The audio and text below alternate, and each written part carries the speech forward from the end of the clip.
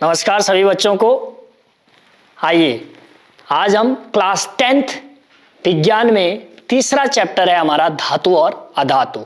उसमें एक टॉपिक है हमारा नेक्स्ट जो धातु और अधातु के ऑक्साइड किस तरह बनते हैं, किस तरह अभिक्रिया करते हैं, इसके बारे में अध्ययन करेंगे। धातु ऑक्साइड, ये रिएक्शन पहले भी हमने पढ़ चुके हैं कि किसी धातु ऑक्साइड की अम्ल से अपक्रिया के पश्चात हाइड्रोजन ऑक्साइड अर्थात जल का निष्कासन होता है या लवण बनता है। तो धातु ऑक्साइड ये क्षारीय होते हैं और अम्ल के साथ अभिक्रिया करके लवण और जल बनाते हैं, NaCl प्लस जल। यहां पर लिया है धातु ऑक्साइड सोडियम Na, धातु ऑक्साइड सोडियम ऑक्साइड Na2O, ये है आपका धातु ऑक्साइड की क्रिया है HCl हाइड्रोक्लोरिक अम्ल है एसिड से। तो इसके पश्चात जो बना है आपका उत्पाद जिसमें NaCl sodium chloride plus H2O, क्या होता है जब धातु ऑक्साइड की क्रिया अम्ल से कराई जाती है। तो ये क्वेश्चन आते हैं। तो धातु ऑक्साइड की क्रिया अम्ल से करने के पश्चात लवण और जल प्राप्त होता है। इसी प्रकार अधातु ऑक्साइड के लिए देखिए, कार्बन डाइऑक्साइड को NaOH क्षार से क्रिया करके भी यहां पर लवण और जल का निर्माण हुआ है। कार्बन डाइऑक्साइड को सोडियम हाइड्रोक्साइड से क्रिया के पश्चात सोडियम कार्बोनेट प्लस H2O, ये लवण है, ये अम्लीय होते हैं और क्षार के साथ अभिक्रिया करके लवण और जल बनाते हैं। तो दोनों में एक जैसी समानताएं हैं। आफ्टर रिएक्शन के बाद ये लवण और जल बनाते हैं। अधातु ऑक्साइड भी अभिक्रिया के पश्चात लवण और जल बनाते हैं। तो कैसे प्राप्त करेंगे या कैसे क्वेश्चन आते हैं, कैसे प्राप्त करेंगे हम धातु ऑक्साइड की क्रिया अम्ल से कर या क्षार से कर लवण और जल बनाने की क्रिया को समझाइए। इस प्रकार के क्वेश्चन आते हैं तो हम कुछ इस तरह सॉल्व कर सकते हैं। अगला जो टॉपिक है हमारा वो है खनिज। देखो खनिज क्या होते हैं। प्रकृति में बहुत सारे ऐसे मिश्र धातु है, मिक्स धातु है या अधातु है जिन्हें हम खनिज कहते हैं। ये ऐसे अकार्बनिक ठोस होते हैं। जैसे हम किसी कारखाने से या किसी खुदाई के दौरान कोई वस्तु जिसमें बहुत सारे तत्वों का मिश्रण है, तो इस अकार्बनिक मिश्रण पदार्थ को हम खनिज कहते हैं। अब इस प्रकार के खनिज पदार्थों से हमें कुछ जो मिश्रित पदार्थ हैं उनमें अलग करना है। अर्थात जैसे यहां पर एक खनिज दिया है 2AgNO3 जिसमें सिल्वर की उपस्थिति भी है, नाइट्रोजन भी है और ऑक्सीजन भी है। तो ये जो अकार्बनिक रसायन है, अकार्बनिक तत्व है, वो खनिज कहलाते हैं।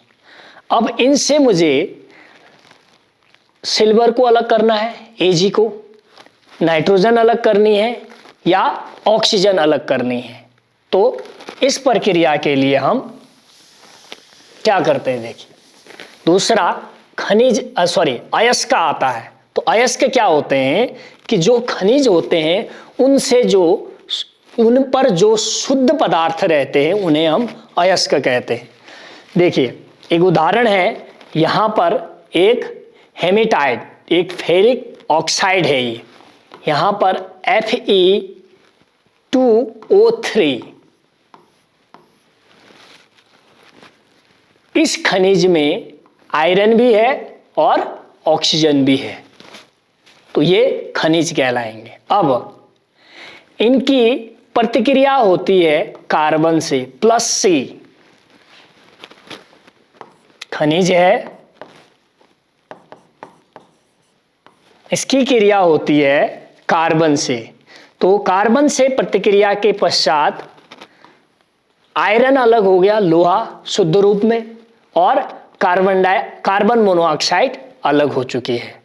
तो जो ये है शुद्ध रूप में जो अभिक्रिया के पश्चात जो प्राप्त हुआ उसे हम अयस्क कहते हैं। अर्थात वो एक खनिज जिसमें किसी धातु को आर्थिक रूप से निकाला जा सकता है उन्हें अयस्क कहते हैं। दूसरा जो एग्जाम्पल है, एक यहाँ पे दे रखा है खनिज AgNO3 सिल्वर नाइट्रेट। यहाँ पर सिल्वर है, नाइट्रोजन भी है और ऑक्सीजन का अणु भी है।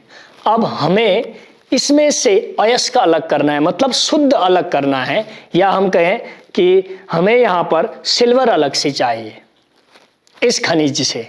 तो हम क्या करते हैं, AgNO3 को, सिल्वर नाइट्रेट को गर्म करके हम यहाँ से सिल्वर को अलग कर देते हैं और ऑक्सीजन अलग हो जाती है। तो किसी खनिज से शुद्ध रूप में किसी धातु या अधातु को अलग, जो शुद्ध रूप में धातु या अधातु अलग होती है उसे हम अयस्क कहते हैं। तो AgNO3 को उच्च ताप पर गर्म करके हम सिल्वर को अलग कर लेते हैं, जबकि नाइट्रोजन ऑक्साइड और ऑक्सीजन गैस पृथक हो जाती है, अलग हो जाती है।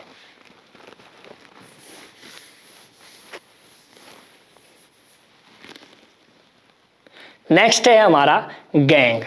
देखो अभी हमने पढ़ा खनिज, खनिज से जो शुद्ध रूप में धातु अधातु आए उसको कहते हैं हम अयस्क, और जो बचा हुआ जो अवांछित तत्व है, गंदगी है, उसे हम गैंग कहते हैं।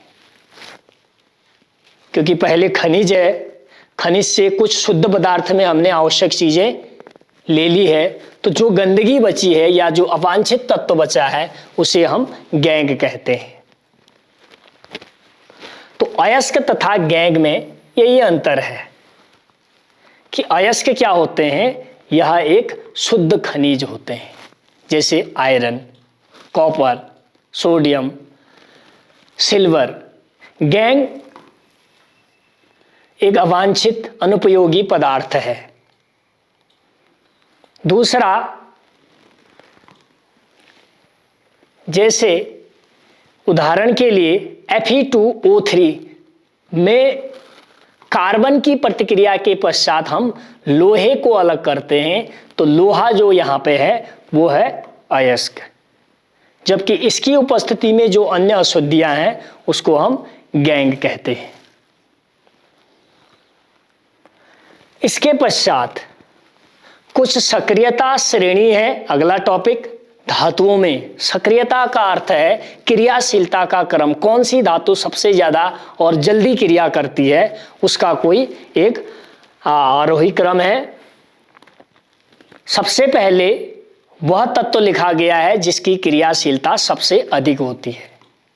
आवर्त सारणी में पोटेशियम 19वें स्थान पर है, इसकी क्रियाशीलता सबसे अधिक होती है धातुओं में। उसके पश्चात सोडियम 11वें नंबर पे है, कैल्शियम 20वें नंबर पे है, एल्यूमिनियम 13वें नंबर पे है, जिंक 30वें नंबर पे है, आयरन जिसको लोहा कहते हैं 26वें नंबर पे है। इसी तरह ये क्रम से लिखे गए हैं कि सबसे ज़्यादा क्रियाशीलता है पोटेशियम की, उसके बाद सोडियम, और अंतिम जो आता है वो सिल्वर, गोल्ड और प्लेटिनम है।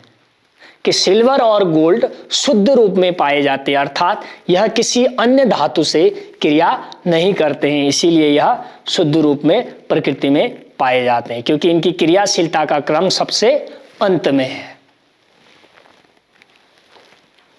तो अब मिलते हैं अगले नेक्स्ट चैप्टर में, तब तक के लिए धन्यवाद।